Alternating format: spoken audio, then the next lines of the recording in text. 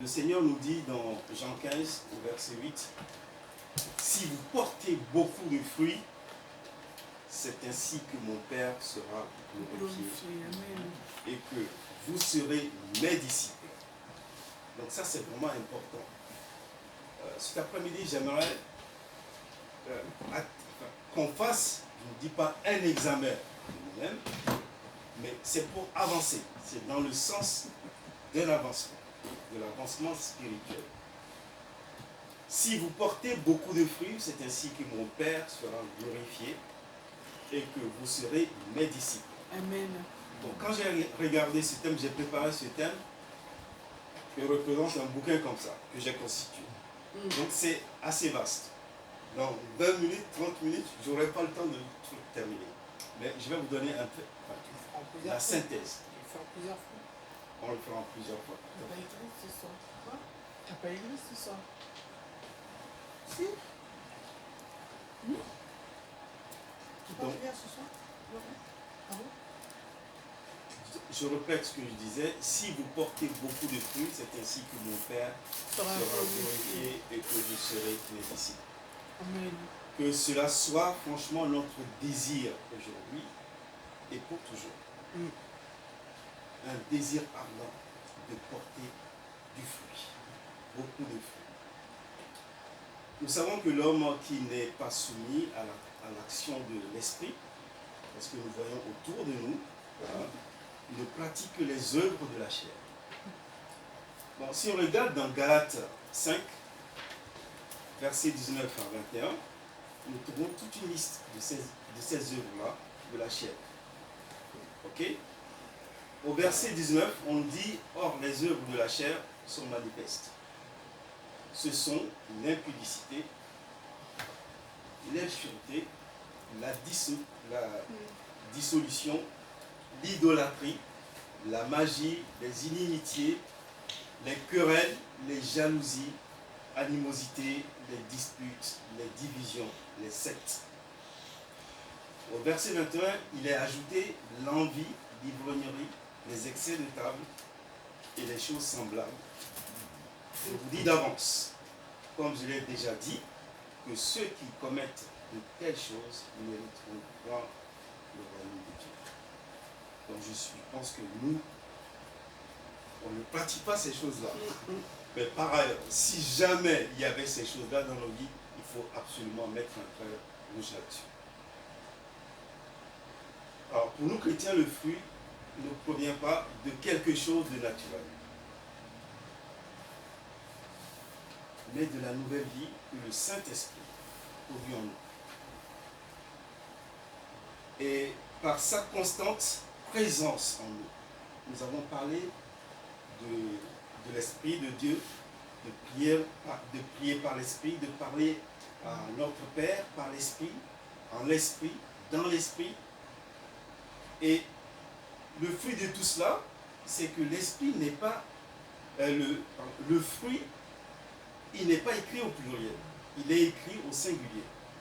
Pourquoi? Il y a plusieurs raisons à cela. C'est que si nous prenons un régime de banane, par exemple, pour ne parler que de banane, ou bien de raisin, voilà, on va rester dans le raisin. Il y a plusieurs raisins qui sont accrochés à la grappe. C'est la même chose pour le régime de banane. Il y a plusieurs bananes qui sont accrochées au régime. Donc, chaque fruit, il y a toujours une qualité. Donc, chaque qualité évoquée ne sera qu'une partie de cet ensemble-là. Aujourd'hui, nous connaissons Dieu. Nous connaissons Christ. On va dire ça comme ça. On connaît Christ. On connaît tout au moins le nom Christ, Jésus-Christ. Ce nom qui sauve.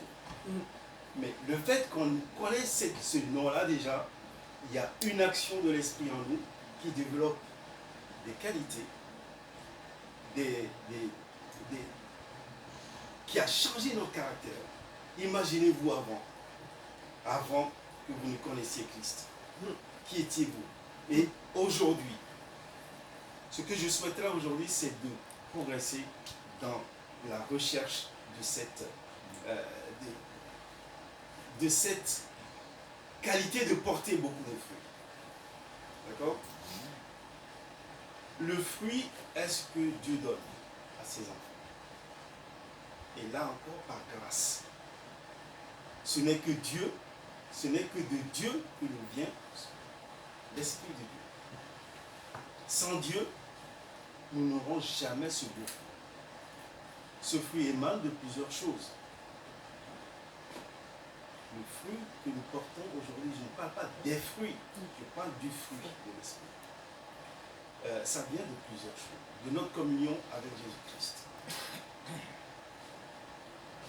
Il est dit, demeurez en moi et je demeurerai en vous. Comme le sarment ne peut de lui-même porter du fruit s'il ne demeure attaché au cep. Ainsi, vous ne le pouvez non plus si vous ne demeurez en moi. Je suis le cep. Vous êtes les sarments. Celui qui demeure en moi et en qui je demeure porte beaucoup de fruits. Car sans moi, vous ne pouvez rien faire. Donc Christ nous dit ici, sans moi, nous ne pouvons rien faire. Sans lui, nous ne pouvons rien faire. Ça vient aussi, ce fruit vient aussi de la mort avec Christ. Dans Jean 12, verset 24, il est dit ceci. En vérité, je vous le dis, si le grain de blé qui est tombé en terre ne meurt, il reste seul. Mais s'il meurt, il porte beaucoup de fruits. Donc si le grain de blé ne meurt pas, il ne portera jamais de fruits. Donc, nous savons que ce fruit va encore nous étonner. Ce fruit vient également de l'action du Saint-Esprit dans notre vie intérieure. Où en sommes-nous avec cet ami, cette troisième personne que nous avons sollicité souvent dans notre vie? Où en sommes-nous avec, dans nos relations avec l'Esprit de Dieu? C'est une grande question que nous devons nous poser. Parce que c'est lui le consolateur. C'est lui que Jésus a promis. Je m'en vais, mais je vous envoie quelqu'un. Donc, où en sommes-nous dans nos relations avec? À cause de cela, je fléchis les genoux devant le Père. À cause de l'action du Christ et de l'Esprit Saint, je fléchis les genoux devant le Père, duquel tire son nom toute la famille dans les cieux et sur la terre. Donc ça, c'est dans Éphésiens 3, verset 14, 19, que je vous conseille de lire, pour bien comprendre. Le fruit vient également de notre vie et marche nouvelle selon Christ. Nous avons connu le nom Christ. Nous savons qu'il y a l'Esprit de Dieu qui travaille en nous. Et il travaille en nous, pourquoi? C'est pour marcher avec Christ. Où en sommes-nous dans notre marche avec Christ? Si nous vivons par l'Esprit, nous marchons aussi selon l'Esprit. Donc le fruit, c'est important que nous portions beaucoup de fruits, mais ça impacte notre vie avec Dieu. Par l'amour, la joie. Cet après-midi, nous avons chanté l'amour et la joie et la paix. Notre vie avec Dieu, c'est Dieu qui donne l'amour. C'est Dieu qui donne la joie. Et c'est Dieu qui donne la paix. Il impacte également nos relations avec les autres par la patience, la bonté et la bénignité. Je vais expliquer tout ça après. Il impacte également notre propre discipline de vie. Si nous sommes chrétiens, nous n'avons pas le droit de faire n'importe quoi. Nous n'avons pas le droit de faire n'importe quoi. Notre discipline de vie, ce n'est pas la fidélité, la douceur et la tempérance. Donc, est-ce qu'on reconnaît tout ça en nous aujourd'hui? Est-ce que, si quelqu'un nous rencontre dans la vie, en ville par exemple, aujourd'hui, il va reconnaître en nous les enfants de Dieu. est-ce qu'il va reconnaître ces fruits-là en nous? C'est tout à fait, c'est très important que, moi je vois par exemple, enfin il y a dans le monde chrétien, pour qu'on puisse reconnaître que c'est un chrétien, on va mettre par exemple le poisson derrière la voiture. C'est une bonne chose, hein, c'est une très bonne chose. Mais quand tu vois les personnes qui sont au volant en train de conduire, tu te poses des questions, on se pose des questions. Donc ce que j'ai envie de nous dire aujourd'hui, ce ne sont pas les symboles qui comptent. Ce ne sont pas les symboles qui comptent, ce sont nos actes que nous posons. C'est le cœur. Qu'est-ce qui dégage de nos cœurs? C'est ça qui est vraiment important. Quand quelqu'un nous voit vivre, est-ce qu'il peut dire, ah, cet homme-là, ou bien cette femme-là, elle est différente des autres, c'est un enfant de Dieu. Il faut absolument qu'on arrive à démontrer au monde, qu'on est des enfants de Dieu, et c'est ça qui glorifie Dieu. C'est pas autre chose. C'est ça qui glorifie Dieu. Et c'est notre boulot à nous. C'est notre boulot à nous de glorifier Dieu. Disons, nous louons Dieu, il faut élever son nom parce que c'est un Dieu puissant. On vient de le chanter. C'est un Dieu puissant. Il faut élever son nom par notre attitude en tant que chrétien. Bon, si je prends par exemple notre vie avec le Père, c'est-à-dire avec Dieu, j'ai parlé d'amour, la joie et la paix. Dans Romains 14, verset 17, il est dit ceci, car le royaume de Dieu, ce n'est pas le manger et le boire, mais la justice, la paix et la joie par le Saint-Esprit. La justice, la paix et la joie.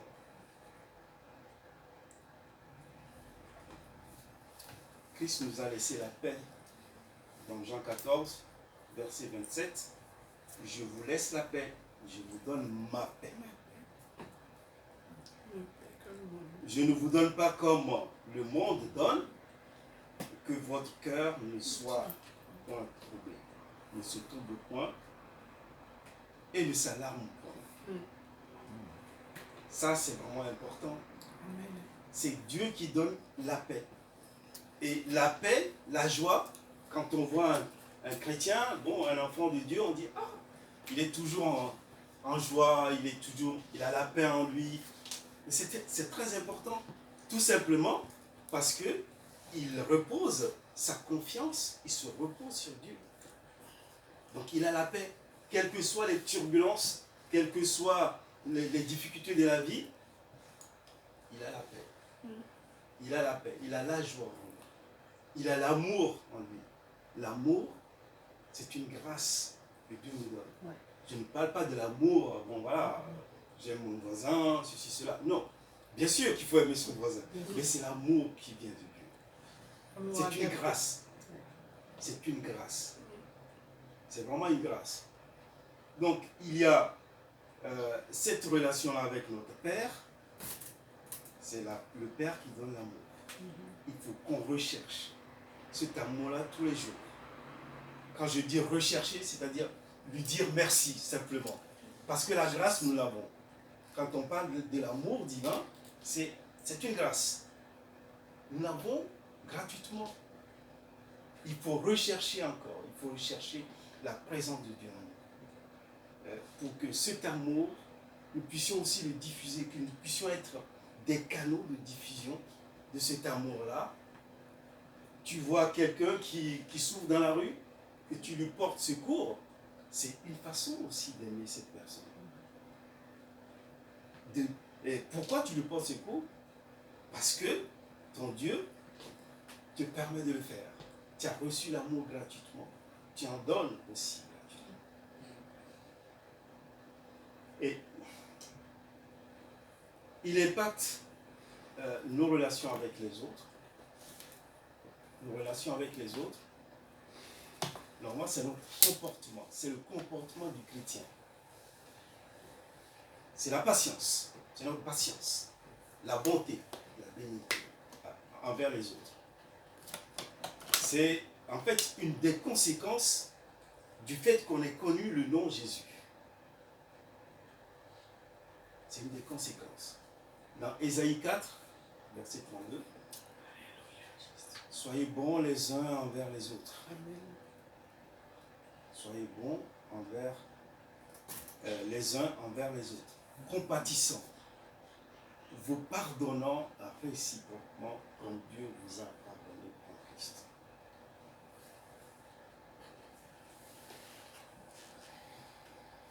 Frères et sœurs, aujourd'hui, il est très très important que nous refassions, moi je le fais, que nous fassions le point sur notre comportement en tant que chrétien. Sommes-nous patients? Est-ce que nous sommes bons? Est-ce que toutes les difficultés que nous traversons, c'est bénin pour nous parce que nous nous appuyons sur quelqu'un, une puissance, le Dieu, ce Dieu qui peut tout. Et quand il est avec nous, est-ce que nous disons, nous sommes capables, nous sommes en mesure de dire, quand tu es avec moi, qui peut contre moi? Est-ce que nous sommes en mesure, honnêtement, avec le cœur, en mesure de le dire? Donc Dieu veut aujourd'hui qu'on célèbre. Il nous demande d'être patient. J'expliquerai pourquoi cette patience-là. Il nous demande d'être bon envers nos frères et sœurs, quelles que soient les difficultés, la qualité, le qualificatif de ce frère ou de cette sœur. Seigneur, pardonne-nous quand on dit des choses mauvaises contre nos frères. Pardonne-nous quand nous sommes furieux contre telle ou telle personne, Seigneur. T'en demandons pardon. Donne-nous cette bonté. Cette bonté ne peut venir que de toi, Seigneur. Ah, Seigneur. C'est vraiment notre combat pour rester fidèle à Dieu.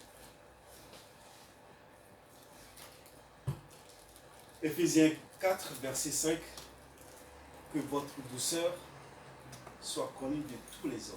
Amen. Ce n'est pas pour dire, pour crier sur tous les toits, je suis doux, je suis ci, je suis cela. Non, qu'elle soit connue. C'est-à-dire quand on vous voit, on sent l'homme doux, l'homme patient, l'homme bon, que ça soit connu de tous les hommes. Et là, les hommes vont s'interroger, qui est donc son Dieu? Sur qui il s'appuie? Et c'est comme ça qu'on glorifiera notre Dieu. Notre Dieu est bon. Pourquoi nous ne le sommes pas? Pourquoi nous ne pouvons pas être? Pourquoi nous ne pouvons pas être? Notre Dieu est bon. Vous voyez, c'est l'ensemble de ce fruit, je ne dis pas de ces fruits, c'est l'ensemble de ce fruit que le Saint-Esprit, qui nous a été donné par la foi en Jésus-Christ, veut produire en nous. Avec un seul but, que le Seigneur Jésus-Christ soit glorifié en vous et par vous. Que le Seigneur Jésus-Christ soit glorifié. Que, à travers les actes que nous posons tous les jours, nous puissions élever le nom de Jésus. Nous puissions dire, comme nous l'avons chanté, Dieu est grand, Dieu est puissant, Dieu est tout. Ben, effectivement, nous sommes encouragés à nous appliquer avec empressement à compléter notre foi.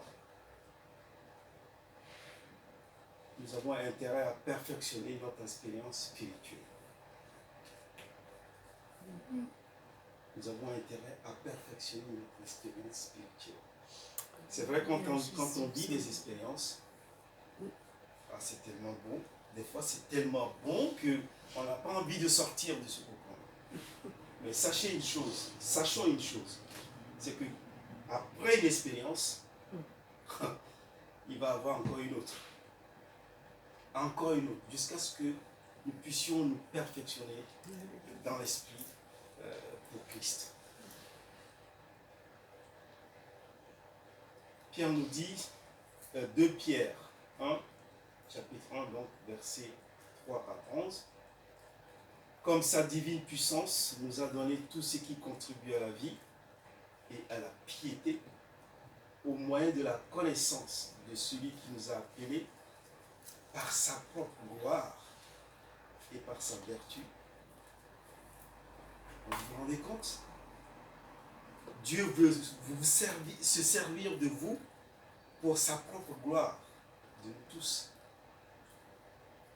Est-ce que nous sommes en mesure de refléter la gloire de Dieu? Nous sommes en mesure, au travers des fruits, du fruit de l'esprit, de refléter la gloire de Dieu.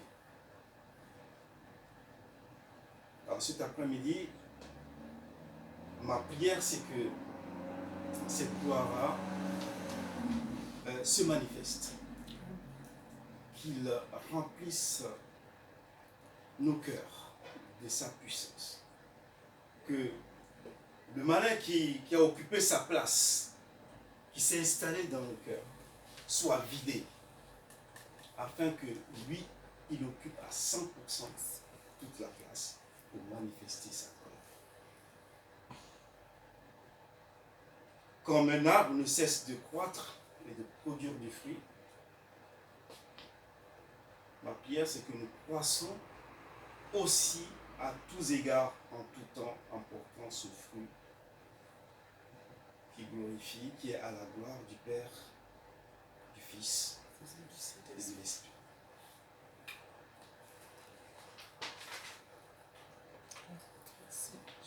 Alors, j'ai parlé de la patience également. C'est une partie du fruit de l'Esprit. La patience est très importante. Nous avons cru en Christ. Nous savons que Christ est sauveur. Il nous a promis le royaume des cieux. Est-ce que nous sommes patients? Est-ce que nous vivons cette patience-là comme une dure épreuve? Pourquoi je dis cela? Parce que, oui, au travers de notre existence sur cette terre-là, il se peut que nous souffrions. On passe par des souffrances, on passe par des difficultés, certaines difficultés de la vie. Mais le chrétien dit, ben voilà, je suis sauvé, pourquoi je ne vais pas tout de suite au ciel? Mais est-ce que nous savons pourquoi nous souffrons? Est-ce que nous souffrons dans la patience? Parce que c'est dans la patience que l'esprit se construit. L'esprit nous construit. L'esprit nous amène à la perfection. Si nous n'avons pas cette patience, regardez le laboureur. Le laboureur, même nous, en tant que jardinier de dimanche, quand on met le gazon, la semence du gazon sous terre, il faut être patient pour voir le gazon pousser. Il faut être patient. Et si nous n'avons pas cette patience-là, nous allons tout de suite, tout le temps murmurer. Nous allons tout le temps murmurer. Donc la patience, c'est un fruit de l'esprit. Bon, je reprends encore, d'ailleurs, Jacques nous renvoie encore au laboureur. Jacques 5, versets 7 à 11. Soyez donc patients, frères, jusqu'à l'avènement du Seigneur. Voici, le laboureur attend le précieux fruit de la terre, prenant patience à son égard, jusqu'à ce qu'il ait reçu les pluies de la première et de la dernière saison. Vous aussi, soyez patients, affermissez vos cœurs, car l'avènement du Seigneur est proche. Moi, j'ai entendu certains frères et sœurs, parce qu'ils sont dans la souffrance, que le Seigneur m'enlève. Que le Seigneur m'enlève. Et ça, le Seigneur nous dit, mais il faut être patient. La souffrance, c'est des fois aussi, il faut passer par l'épreuve pour pouvoir être construit et être prêt pour cet enlèvement-là. Le jour où on sera devant le Seigneur, on est un peu plus propre. On va dire ça comme ça.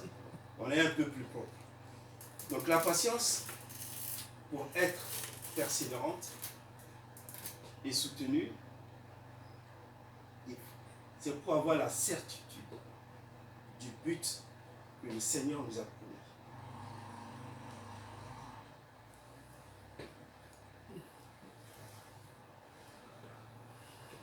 Aujourd'hui, on veut tout. Et tout de suite. Mais avec la vie de Dieu, la vie chrétienne, avec l'esprit, ça ne marche pas comme ça. On peut se dire, bon voilà, mon enfant il est malade, pourquoi Dieu permet cela? Il a ses raisons. Il a ses raisons. Donc il faut être patient dans la prière, dans la présence de Dieu, pour comprendre ces raisons-là. Tout au moins chercher à les comprendre. On ne travaille que pour avoir des résultats visibles, tout de suite. Quand on prie des fois, je dis, mais oui Seigneur, pourquoi bon, j'ai prié, je n'ai pas les résultats, ça fait 10 ans de vie chrétienne que je prie, ou bien 20 ans, 50 ans, mais je ne vois jamais rien. Je ne vois jamais rien. Je ne vois jamais rien. Mais simplement ce qu'on oublie de se poser comme question, qu'est-ce que j'ai loupé? Qu'est-ce que j'ai loupé? Qu'est-ce que Dieu attend de moi exactement? Qu'est-ce que j'ai loupé entre-temps? Dans quel état est mon cœur avec Dieu? C'est le genre de questions qu'il faut absolument se poser et être patient, parce que Dieu ne va jamais nous laisser tomber. Dieu ne va jamais, Dieu, c'est pas dans son caractère, c'est pas dans son esprit. Dieu ne nous laissera jamais tomber.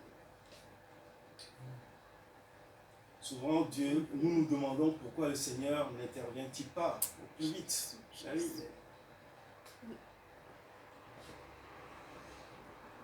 Il patiente, dit la Bible. Le Seigneur patiente. Pourquoi je dis cela? Parce que dans 1 Pierre, chapitre 3, verset 20, qui autrefois avait été incrédule, lorsque la patience de Dieu se prolongeait, au jour de Noé, pendant la construction de l'arche, dans laquelle un petit nombre de personnes, c'est-à-dire 8, furent sauvées à travers l'eau. Donc Dieu est patient avec nous. Dieu a été patient. Dieu a été patient avec nous. Nous avons péché, le monde a péché. Il aurait pu tout balayer, puis anéantir tout le monde, qu'il n'y ait plus de vie sur cette terre. Mais il a été patient. Mais c'est en même temps, dans sa patience, c'est un Dieu juste. Je ne sais pas si vous voyez, il a envoyé son Fils unique, mourir pour nous. Mourir pour nous. Nous étions condamnés. Mais dans sa patience, il a œuvré pour l'humanité. C'est lui que Dieu a destiné par son sang à être pour ceux qui croiraient victimes expiatoires afin de montrer sa justice parce qu'il avait laissé impunis les péchés commis auparavant au temps de sa patience. Et c'est moi qui ajoute, afin que je dise un jour, Dieu est grand. Alléluia. Dieu est amour. Donc si vous notez, bon, Romains 3, verset 25. Ok? Romains 9, par contre, verset 22, nous dit que dire, si Dieu voulant montrer sa colère et faire connaître sa puissance, a supporté avec une grande patience des vases de colère, formés pour la perdition de cette patience qui est pour nous, pour notre bien, même si nous ne le comprenons pas sur le moment, Donc je répète, même si nous ne le comprenons pas sur le moment, Dieu a de bonnes choses pour nous. Amen. Au travers de nos difficultés. Amen. La patience du laboureur nous enseigne plusieurs choses. Que c'est avec le temps que l'Esprit travaille à la croissance de toutes choses dans nos cœurs. C'est avec le temps. Avec le temps. Le fruit apparaît petit à petit. Imaginez votre vie, comment elle a évolué. Quand vous ne connaissiez pas le Seigneur, le fruit apparaît. Même si vous ne mesurez pas ça sur le champ, il y a toujours un fruit. Parce que l'Esprit est en vous. Et aujourd'hui, ma prière, c'est que cette croissance se raffermisse encore de mieux en mieux et de plus en plus dans nos vies, à chacun de nous.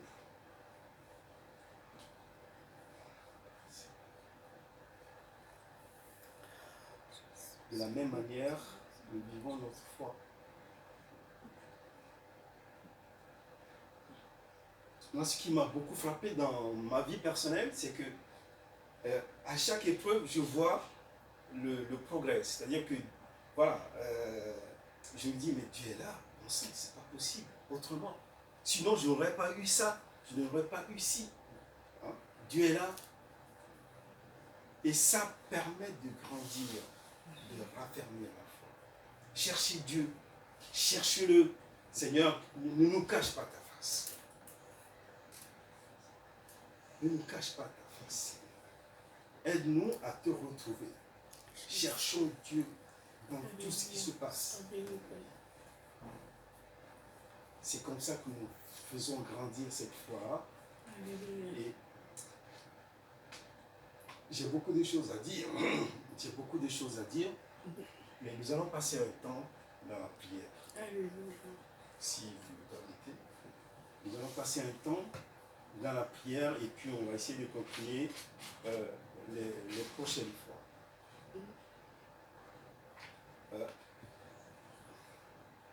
Seigneur, je te prie parce que nous avons besoin de te connaître. T'en supplie, ne nous cache pas ta face. Surtout, nous avons besoin de porter du fruit. Ce fruit, Seigneur, qui permet de dire, voilà, nous sommes enfants de Dieu. Ce qu'on nous dit dans la parole, on reconnaît le fruit, l'arbre a son fruit.